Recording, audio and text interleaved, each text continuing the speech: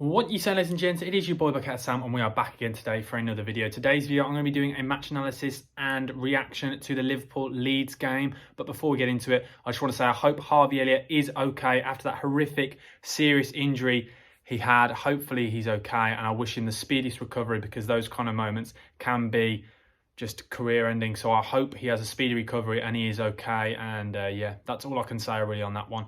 But I just want to say straight away, 3-0 to Liverpool away at Elland Road. A really good game of football. Leeds, you know what's going to happen with Leeds. Leeds kind of go bomb on forward, really very, very attacking. And some might say naive. And I'm starting to get to the stage with Leeds now.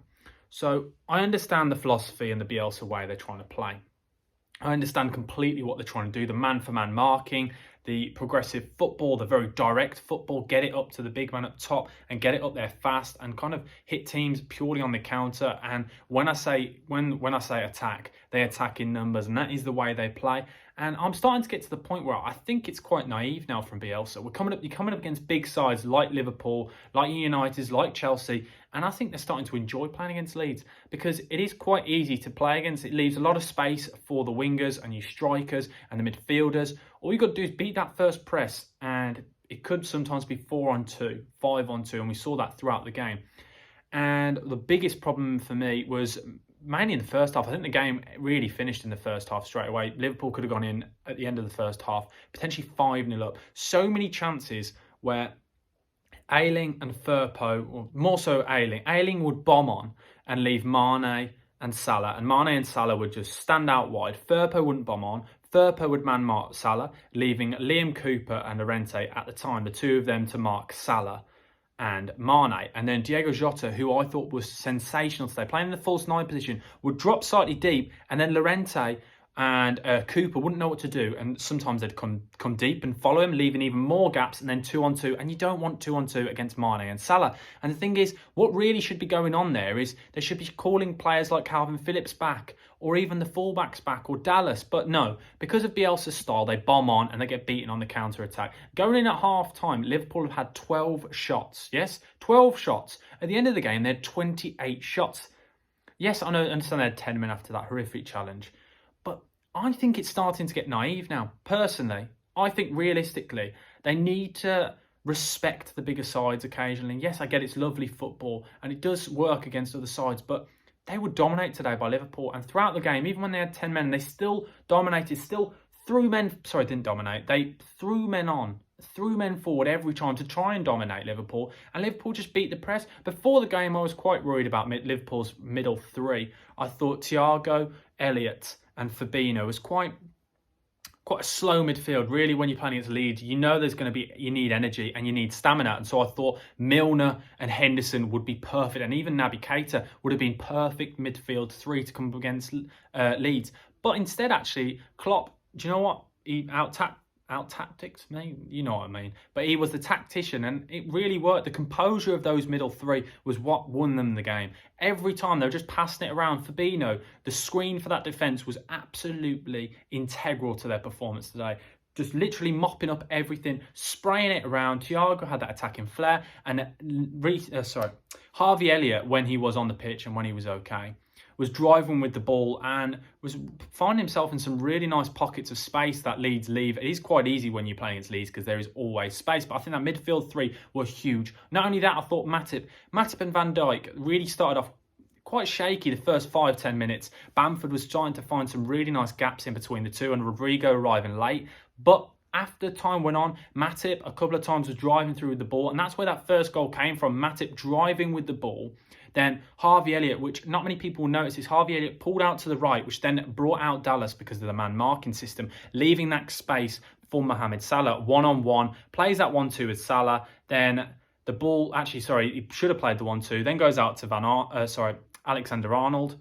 Where did I get Van Aanholt from? But Alexander-Arnold plays the ball across. Mo Salah, brilliant finish, brilliant cross from Alexander-Arnold, but it all came from Matip driving with that ball. And that's the thing. If you do that against Leeds, the man-to-man, if you beat your man, Leeds are screwed. Because of the man-to-man marking, you just have the space to go into. And they will never leave their man, and we saw that.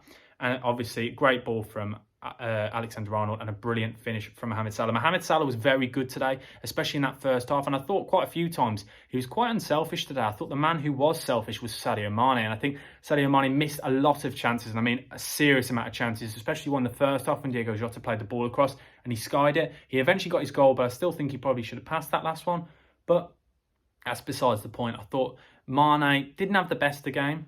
I thought Salah was unreal. I thought the entire midfield three, really, Fabinho, Thiago and Elliot, were huge. I thought Matip was class. Diogo Jota, for me, was probably one of my favourite players today. Does a lot of dirty work, and what he does a lot of is he drops deep, and he constantly, when Liverpool win the ball back, he drops deep to receive the ball, which then allows Salah and Mane to just bomb on forward and play kind of as two wide strikers. And the centre-backs don't know what to do. Do they go out to Salah and Mane? Do they stay in their position? And they're just clueless. And what ended up happening then was Salah and Mane were having moments where they were one-on-one defenders, or even sometimes they just had space to run into. And reflecting on the game, I thought the third goal was kind of, it was at the end of the game. It was just an added goal. I think really 2-0 was where Liverpool kind of, after that second goal and after the red card, they kind of just switched off a bit. They kind of just slowed the game down, controlled the game, had about 60% possession, I think, when I glanced. And they kind of just thought, we're just going to take it slow here. But before that, I think Leeds really struggled. And I'm going to keep saying it. You can tell me now in the comment section below, guys. Is Bielsa naive and sometimes potentially even arrogant in the fact that he will not change his philosophy against the bigger sides? He probably should do and start respecting these bigger clubs more when they've got the attacking talent that they do, because it's not working. I think the big sides are going to enjoy playing Leeds, and I do worry for Leeds this season, not in the sense of relegation, but I think they've got higher hopes than they should do. And to be honest, I did.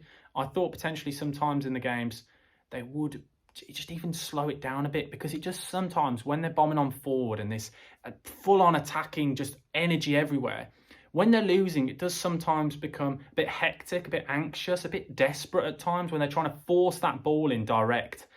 And I just worry for Leeds that they are going to get battered against some of the big sides because of the way they play. But guys, hopefully you've enjoyed this little bit of match reaction and analysis, and hopefully you guys enjoyed the game. It was a brilliant game, but hopefully Harvey Elliott is okay. My thoughts go out to him in these tough times. It was a horrible challenge. I wouldn't recommend going and researching it. Let's just hope he's okay, because that could really, he's definitely out for the season. There's no chance he's coming back, but hopefully a speedy recovery for him. And thank you for watching, guys. Let me know what you guys thought of the game. My man of the match goes to Fabinho, by far the best player today. His screen, defensive work and going forward was brilliant, and he did get a goal, which I didn't talk about, but he did get a goal. But it was a scrappy goal, but he got a goal. But thank you for watching now, guys. Bucket Sam over and out. Thank you. Goodbye.